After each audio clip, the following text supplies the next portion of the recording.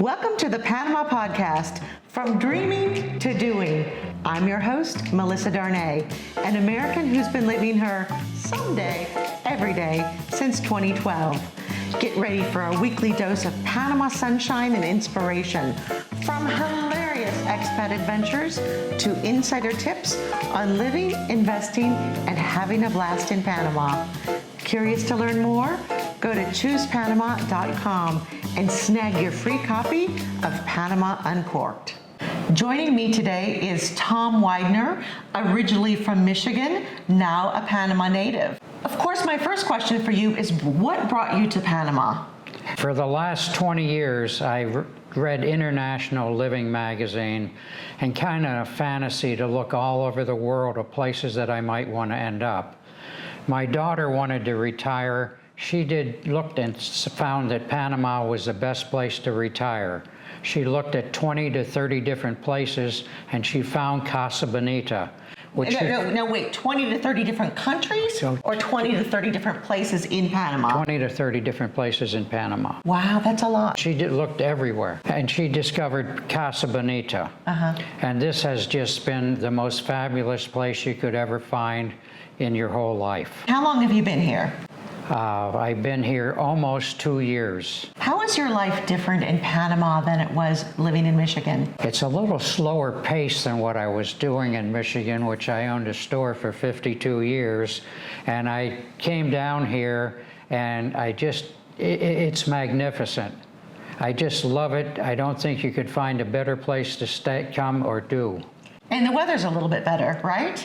The weather, I came for the weather, and the weather. But what I found when I got here, I did a little research and what it cost me in savings.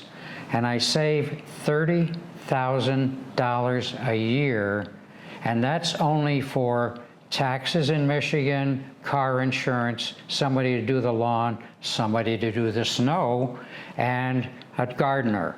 So that $30,000 savings, and then I have additional savings, which I haven't even looked at. But the savings, it was not why I came here. I came for the weather. And it's interesting to me because there are so many Panamanians who've never seen snow, and you moved here to escape the snow. If you had snow up to your and you slipped around all over on the ground, you would say, hey, I don't ever want to see snow on TV, let alone in real life again. The older you get, the more it just goes right into your bones. And you brought up a good point. You said at your age. May I ask how old you were when you moved to Panama? I don't think many people have moved to Panama when they're 85 years old. You were 85 when you moved to Panama? Yes. And you've been here about 2 years, so you're 87 now? 87 now. I'm going to live a lot longer because I'm in Panama with the weather. For those of you who are on audio right now and not video, he looks amazing. I'll make sure and post some photos so you can go back and see it. When you were still in Michigan and you were talking about moving to Panama, what did your friends and family say? Most of the things I can't say that they said. They thought I was stupid, crazy, and I should go see a psychiatrist. That was most of the things that they said. There was not one positive statement said to me other than I'm totally crazy. Did that deter you in your mindset to move to Panama? Nothing deters me when I make up my mind to do something. Do you think it would have deterred the average person to hear so much negativity about moving to a foreign country? What we think of as a paradise, but a lot of people might think of as a third world country. Most of the people, all they said, Noriega. Exactly. And I said, you know, that's a little bit in the past. Things have changed a little bit in Panama as well as they have other places. Tom, how easy was it for you to make new friends once you got to Panama? I was concerned that we would have trouble making friends, but Casa Bonita is a cosmopolitan place, and we have met people from all over the world. It's just been amazing. The people that are here just part-time, people that come for a month, and then people that just live here 6 months, and some people that live here year-round. We're going to live here year-round. People asked me to come back to Michigan. I said, maybe in June and July, but never after that. And you brought up a good point. We live in an international building where a lot of people don't live full time. So it's actually fun when someone comes back, if they're here only a month or 3 months or 6 months out of the year, when they come back, it's like greeting an old friend. In a short period of time, we have met people from Austria, Germany, France, and it's just been amazing at the culture difference and being able to talk to people that are not just short-sighted. Tom, tell me about your typical day now in Panama at 87 years old. I get up in the morning and I make 4 to 5 different fruits. I go to Reba Smith and buy fresh baked Italian bread. Reba Smith is the grocery store. The grocery store. And I make breakfast for my wife every morning. And then the typical day later is on Friday, Saturday, and Sunday. They have the place called the Pearl Club with 2 Olympic-sized pools, and you can get breakfast, lunch, or dinner, and we go down there every Friday, Saturday, and Sunday and spend the day. And you don't have to go far. It's 5 minutes away, and it's just a magnificent place overlooking the ocean. You mentioned your wife. Now, we're not going to tell her, but do you mind telling us how old she is?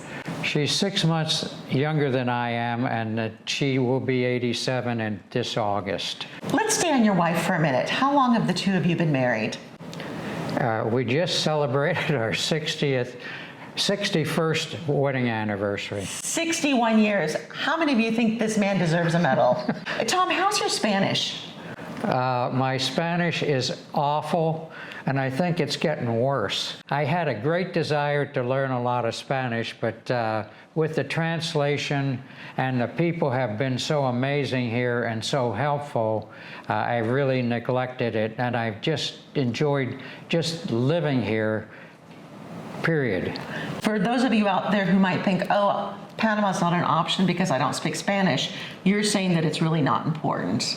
You go to Reba Smith, the grocery store, you use your little translator, and you just look a little bit helpless, and you ask everybody where everything is, and it's like having a personal helper to help you go get the stuff. I think maybe that's why I'm not learning Spanish. I think I have a lot of benefits not having Spanish. I'll have to agree with you. I've been here 11 and a half years, and I should be fluent. Now, my Spanish is decent, but I'm not fluent. But I think it is because there are so many people who speak English, and it is easy to get by without speaking Spanish.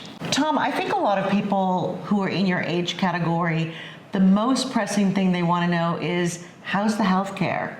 Let's talk about some of the medical experiences that you've had since you've been here. Well, when we originally got here, my wife had some cancer in her leg that she had taken care of in Michigan, but she had another spot that had to be taken care of. We got a doctor, and we went to see a specialist, which I didn't even know existed. It was a knee to ankle specialist, and very pleasant doctor. And I said, hey, I need a little help. Now I need a regular dermatologist. I had a 9 o'clock appointment, and at 10 o'clock, she calls and talks to a doctor and says, we'll see you at 11. I said, hey, I'm pushing a little bit here, but how about a GP? She picks up the phone, and the guy says, I can see you at 1 o'clock. And she said, you know, these people are a little old. Can you do anything at lunchtime? So we got a doctor's appointment at 12 o'clock. So we left Casa Bonita at 8:30. We ended up at 1 o'clock with seeing 3 specialists. Then we went down and had a blood test, and then we got back, and we're back here at 1:45. In Michigan, that would have taken me months to do that. So you've been very happy with the healthcare in Panama. The healthcare has been beyond phenomenal. I fell out of bed. I get this great big cut over my eye. So I went to the local medical clinic. The guy stitched up my eye. He spent an hour with me. So then I said, oh, how do I pay you? So he said, just go up to the front desk. And they tell me, it's $80, but because you have your pensionado card, you get a 20% discount. When I went to my wife's dermatologist in Michigan, he said, oh, you have these spots.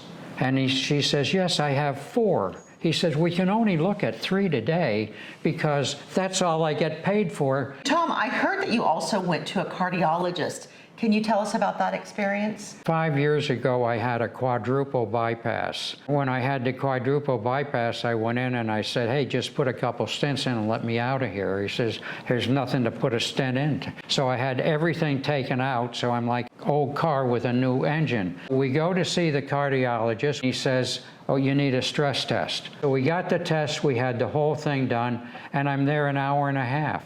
So he's a better doctor than what I have in Michigan. For an American, the healthcare system in Panama is something of fairy tales because it's hard to believe, one, that you get appointments so quickly. You were able to, through referrals, get 3 appointments in one day and your blood test.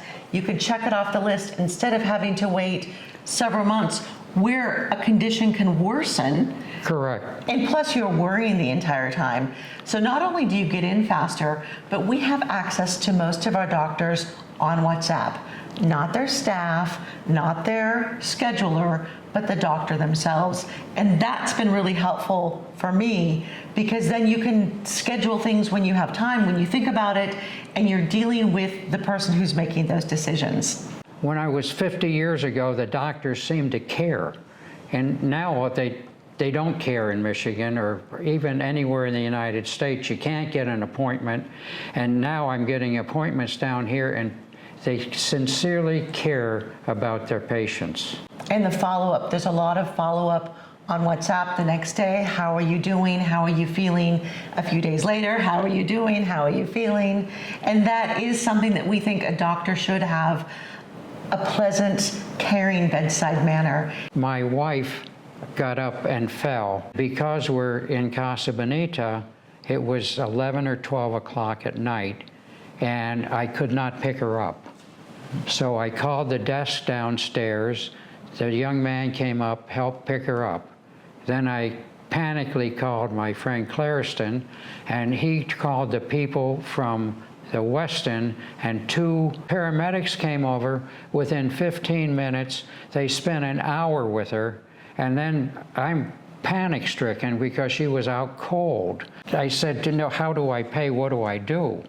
And they said, well, just give us a donation. And I was embarrassed. I gave $120 and the assistant, $10, and I should have given him a lot more. But I just didn't even know what I was doing by that particular time. Tom, we've talked about some of the things you've liked. You like the weather, you like the medical care here. Tell me what's been the most challenging for you in your move to Panama. I'm pretty aggressive because of what I've been all my life. So I really haven't had any problems. I just charge on and do whatever. All right, and that's why I'm in Panama at 85. If I didn't have that attitude, I wouldn't be here. You know, I wouldn't have made that decision to sell everything you own, sell your house, sell your 2 sports cars, a Mercedes and a Lexus, and have to move. And then my wife was not really thrilled because we didn't bring a lot of our paintings and a lot of our personal things. That was probably the most challenging thing. She still is upset about some of the things that we didn't bring. So if you had to do that over again, would you bring more of those personal things with you? There's the good and the bad. The good is not bringing a whole bunch of that stuff because we bought an apartment. Most of them come with fully furnished. A lot of resales do come furnished. So the furniture was beautiful. My wife would get angry at me because people would come in and I said, we have more furniture per square footage in our house than an average furniture store. Tom's a character. Going back to the question though, do you think if you had it to do over again, do you think you would bring more of those personal items like paintings and rugs and things that maybe have a lot of sentimental value? We probably would have brought some more. When you have been married as long as we have, we had so much in our house that I thought it was a blessing we didn't bring this stuff personally. I know we've talked about the weather and we've talked about medical, but aside from those 2 things, what has been the best part about your move to Panama? The chance to just relax, slow down, enjoy life, enjoy the weather, but sit down at the Pearl Club, which is part of Casa Bonita, and sit there for 3-4 hours sitting by the water. I mean, just the fact that the country's so beautiful, the people are so friendly. Tom, as you look into the future, do you think you're going to stay in Panama forever? No, I am not going to stay in Panama forever because my ashes are going back to Michigan. While I'm alive, I'm going to stay in Panama forever. Okay, fair. Tom, it's been a pleasure talking to you. As always, you've been so entertaining. Thanks for sharing your journey with us. Until next time, cheers.